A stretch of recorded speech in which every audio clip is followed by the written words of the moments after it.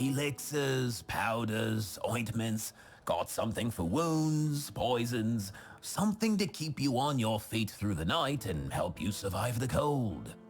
And all of it made by my own hands, with science. No tricks, no vile spells. Yes, all magic is a scam, an illusion that pretends to give you something but always takes more in return. My elixirs work because they're based on knowledge and experience, not some fickle power from another world. Anyway, go ahead and read my anti-magic manifesto. I've laid it all out, why the magical plague must be wiped from Avalon.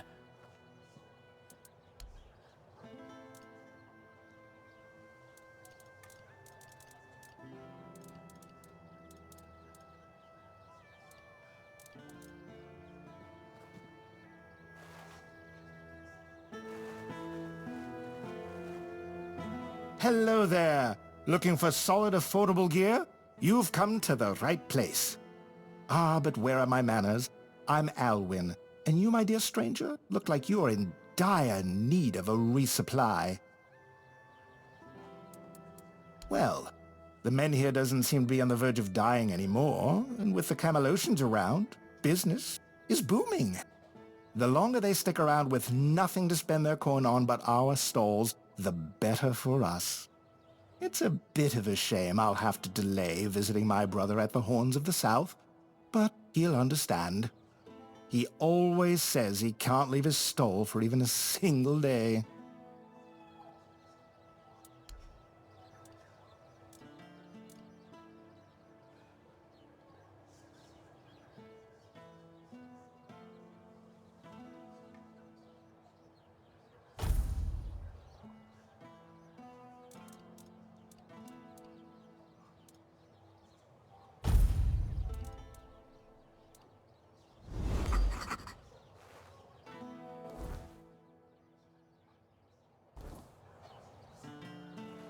What brings you this way? Yeah, huh? Ah, yes. Yes, now I remember. I remember it all. On the 14th day of the month of Oak, a procession dressed in red passed through. They dragged people from their homes. Eventually they came for us as well. Me and my Brianna. Our possessions, they took everything, took it all for themselves. Now, I have nothing left. I'm just a poor man. Please, save me, please. Thank you. Thank you. May the word of the prophet guide you. Back then, I lived in the borough. Near Camelot, you see.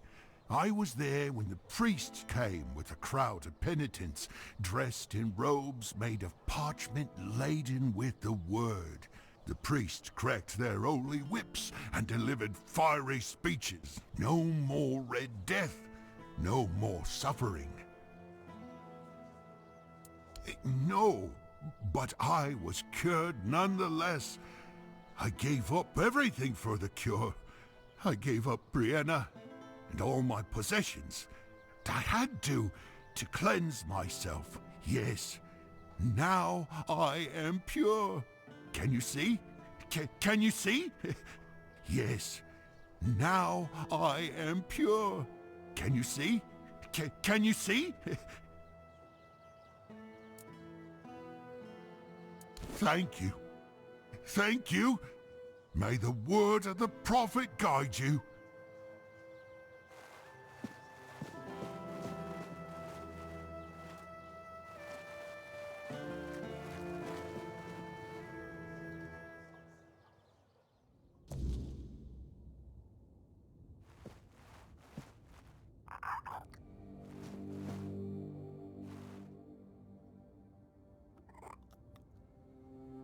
Oh, forgive the mess.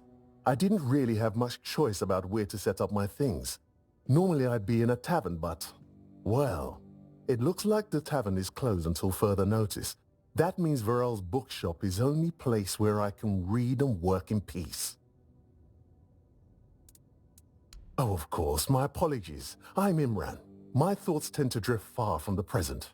I'm a scholar of sorts, though not the kind that hides behind walls of parchment. My calling is to seek out traces of what was lost.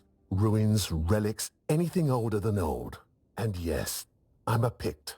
Not many of us wander these lands, I know. Staying in one place isn't exactly in my nature, so I travel. I learn. I dig through the bones of the world hoping to find something more ancient than mankind.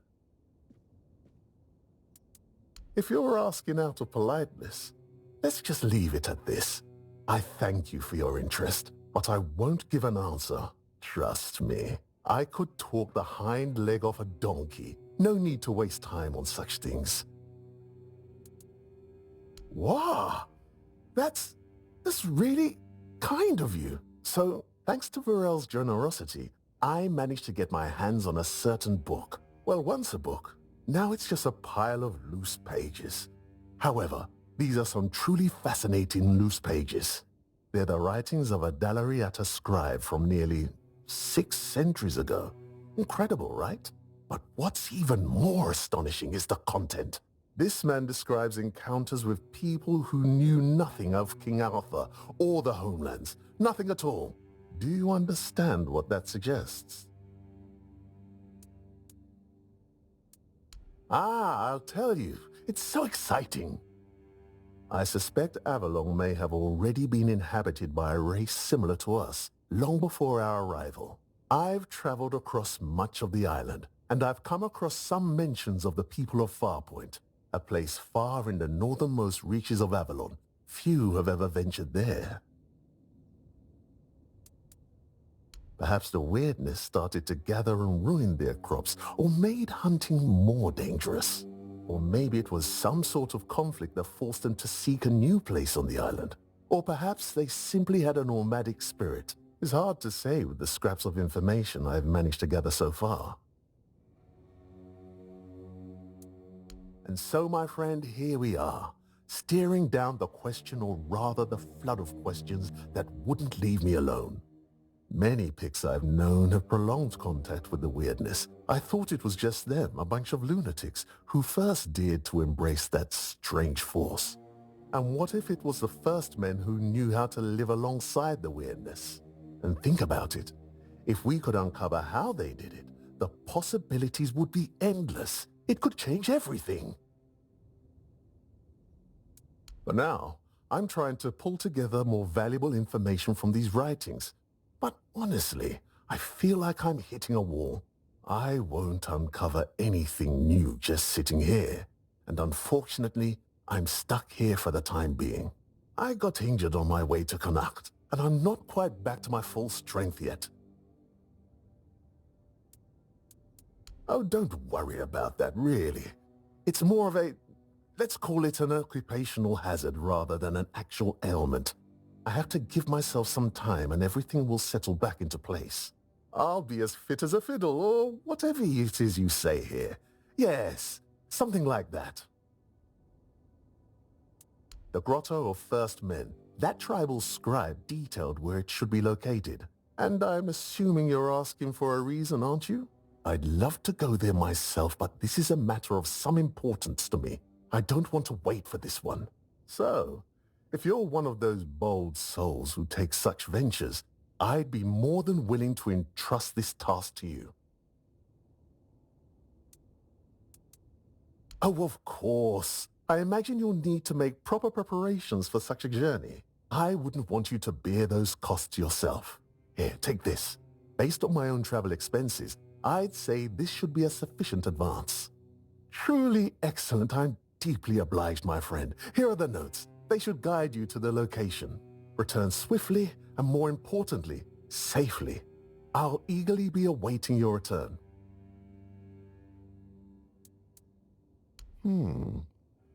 I once heard a legend of a mysterious chapel that appears only to those it chooses. Many adventurers have gone to seek it, but I've never heard of anyone returning to tell the tale. Some say it holds a sacred spring that cures all ailments. Others say it is a passage to the very bottom of the sea, the domain of the Lord of the Seas himself. But I've never found any proof of either claim. The place seems to attract trouble. Not a good place, then. I'd run out of breath listing all the things that plague this place. And I haven't even been here that long. Of all the misfortunes these poor people are facing, I'd wager the men here is the gravest of them. The Red Death, troubling as it is, seems manageable, at least with the intervention of the priests. But the Wyrdness, shoot. If the men here goes out, these people will face a far greater peril than any sickness or human form of conflict.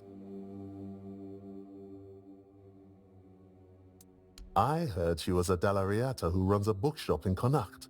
I was a bit apprehensive about meeting her. I thought I'd find someone overly rattled and stripped of her own cultural heritage. But Varel, she's different. And I admire her work that she even bothers to do it. Sometimes, it feels like people have lost all interest in discovery, whether it's the kind found in verses or the kind waiting out there in the wide world. Yes, enough talk. There's a world to discover.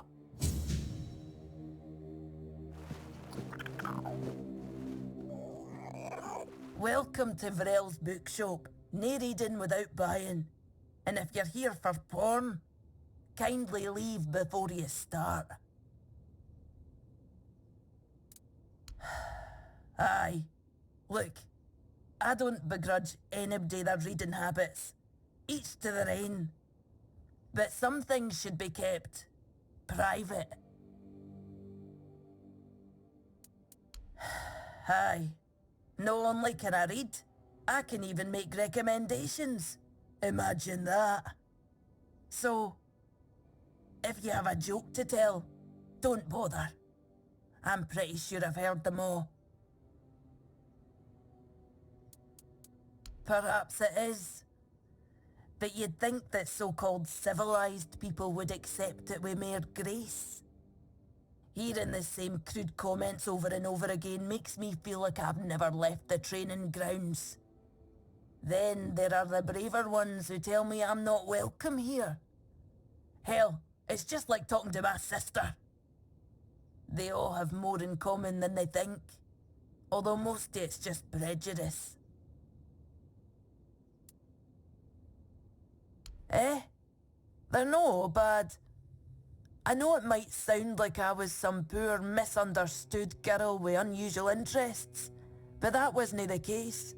I was a rightful member of the tribe, and believe me, I didn't get my name for nothing. My father made sure of it. I just wasn't my sister. Funnily enough, she was the one who saw it as a problem.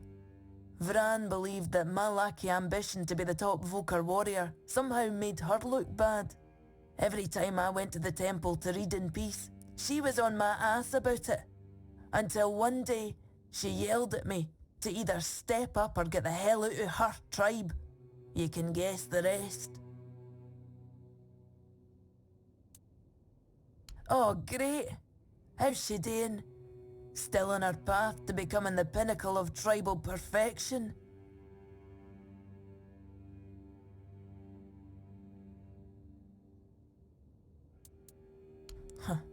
Of course she did. It doesn't surprise me that she decided to join a fanatic. Though it is amusing that she chose one capable of using compound sentences. She never believed in the power of words.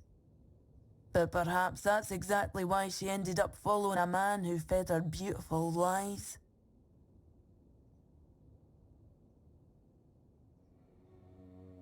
I am not sure. When they decide to kick you out and take your name, they make a whole ceremony of it. But I left pretty much the moment my sister stopped yelling. You don't have to be there for it though. Vran might have been pissed off enough to go through with it. So, maybe. I don't really care. I'm not going to stop using my name just because my little sister told me to.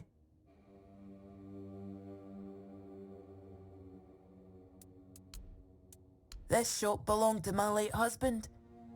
We met on the road, I was a mercenary hired to protect the caravan.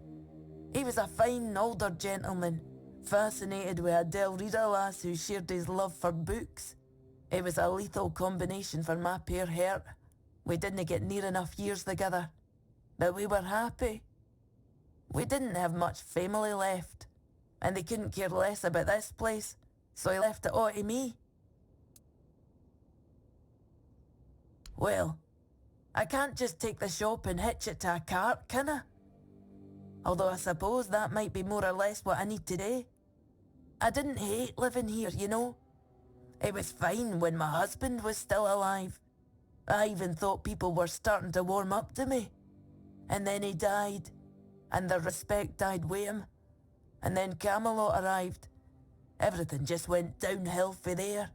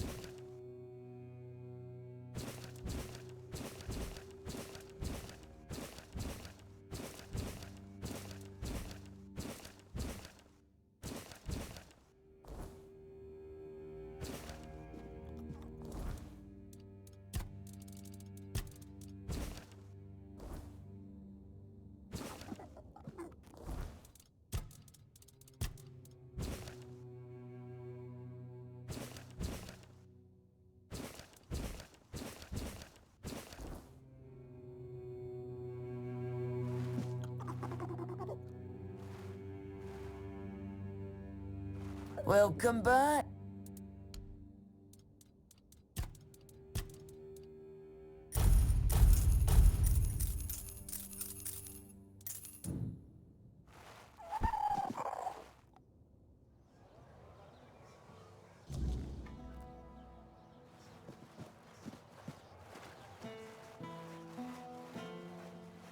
I wasn't expecting company.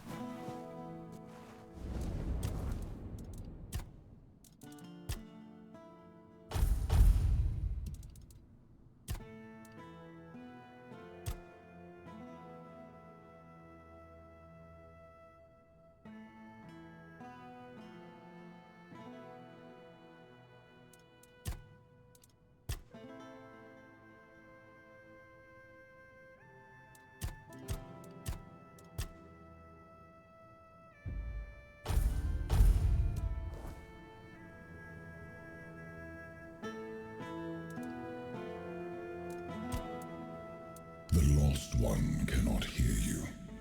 She walks again the paths she forsook, wading through familiar darkness. Well met, my friend. Strange to see you beneath these noisy skies. I find I much prefer the quiet depths of the sea.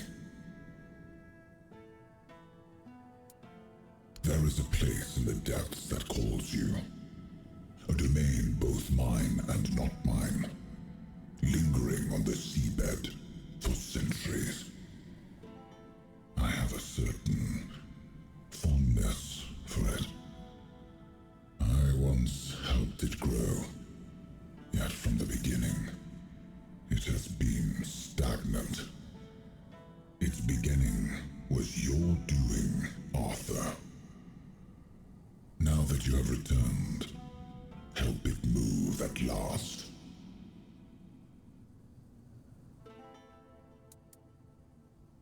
Quite so. Though it would do you good to show some respect for your king. It calls itself the Sanctuary of Saras. That is a name you should remember, my friend.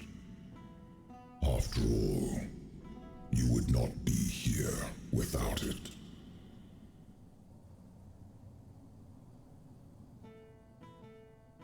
By descending into the coldest depths of the sea. How else? Do not fear. You will not drown. I will not permit it. But there, my part ends. What follows is yours to shape. I trust you will not keep me waiting too long, my friend.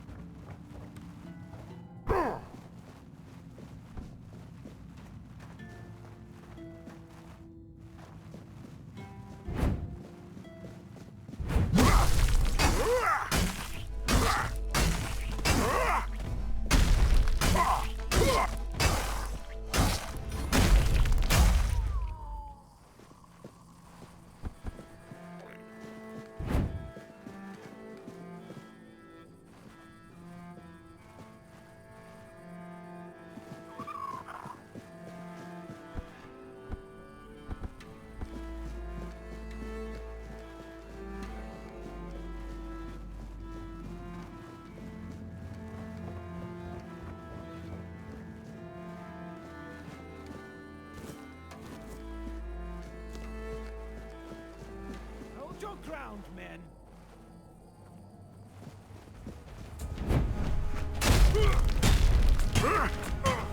You'll pay for that insult.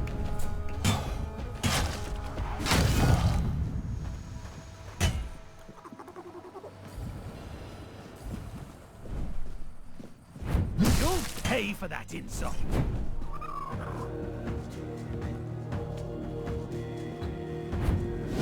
Your armor won't save you.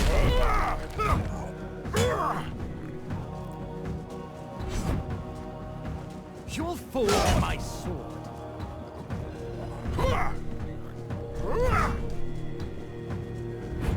Your armor won't save you.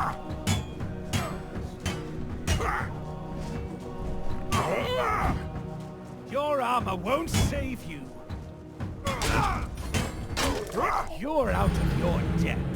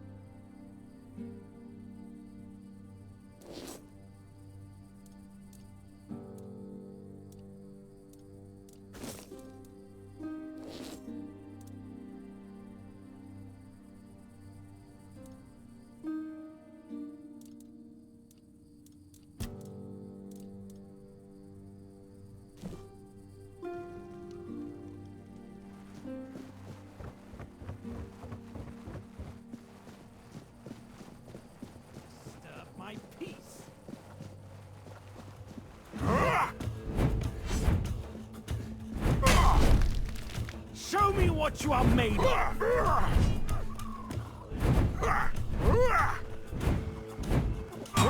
Your armor won't save you.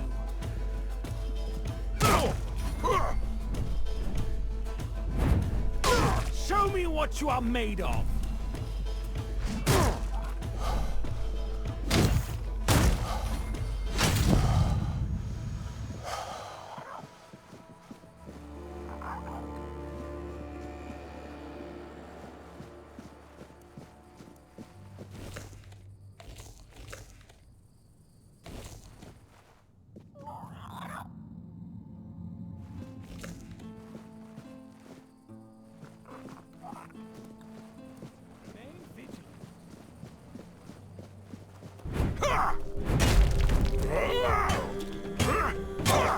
Your armor won't save you.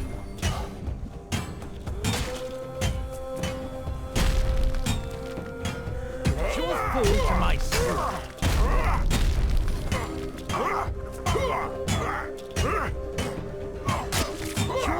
to my sword.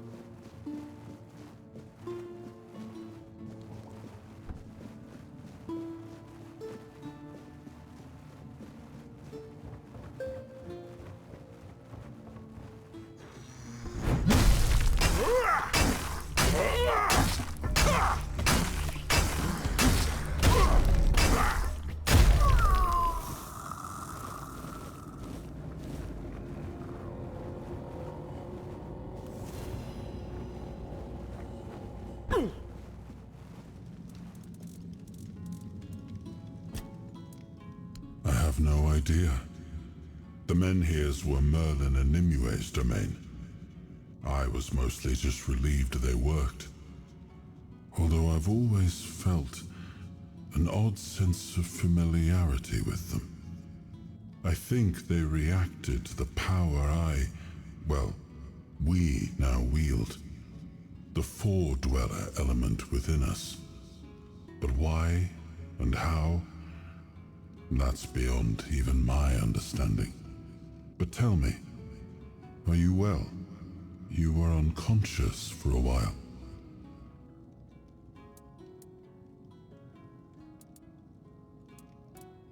Good. That's good. You're admirably resilient. You remind me of some of my knights. The ones who helped me to build Avalon. Never surrendering, never backing down. We may not have chosen each other's company, but I'm glad it's you I ended up traveling with. Well, the apple has fallen far from the tree. I don't see the heir of Palamedes in him. His ancestor was a ruler devoted to his people. He was even capable of defying me when the situation called for it. I always respected him for that. And Yvain, I see a man trying to please everyone. That is the gravest sin a leader can commit. Decisions are never easy, but they must be made. I see that the current Lord is trying to delay that moment, and I fear it's his people who will suffer most because of his indecision. I know much time has passed. I just hope Palamedes' bloodline wasn't diluted by the carelessness of one of Yvain's foremothers.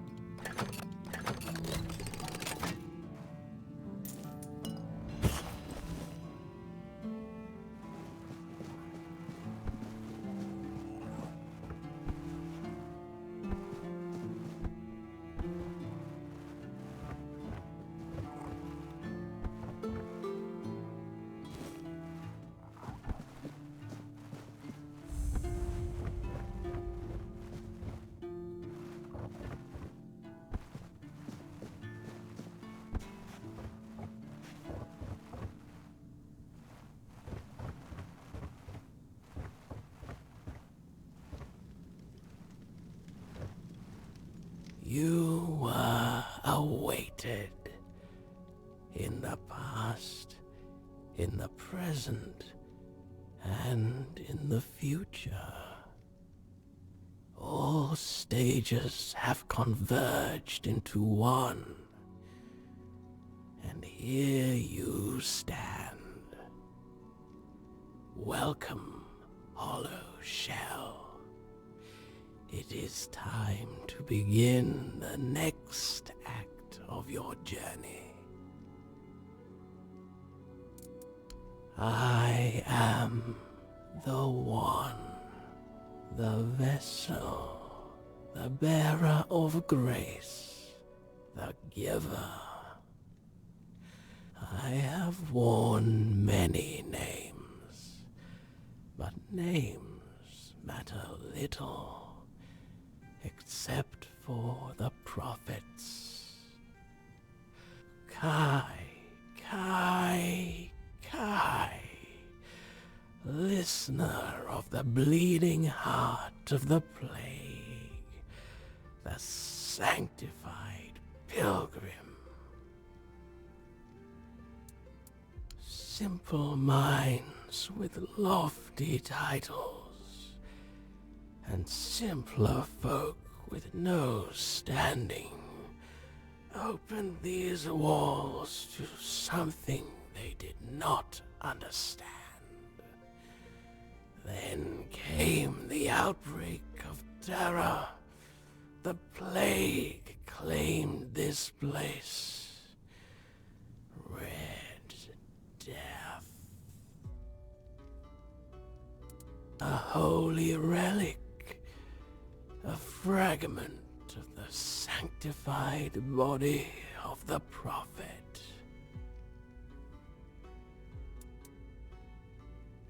Ignatius is but a corpse now, walking his own path toward grace. But his journey nears an end. He survived because he was the only one prepared to become a hollow shell. I chose him to carry the gift forward, to pass it on to someone he deemed worthy. It seems that someone was you. A humble soul is awaited by the bleeding heart of the plague. Someone who evaded its grasp.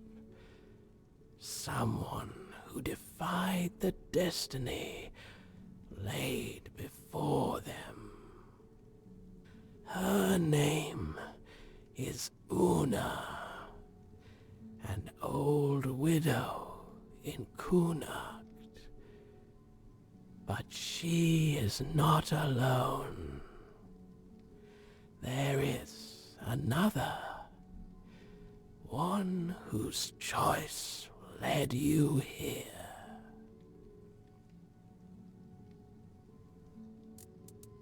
The gift you carry is only the beginning.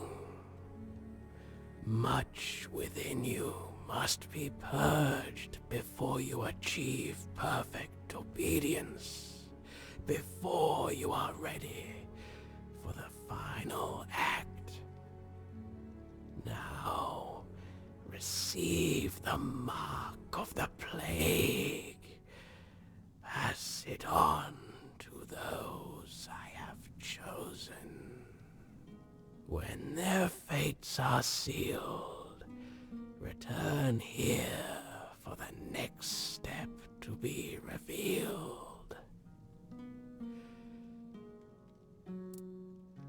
I know. Return when it is done.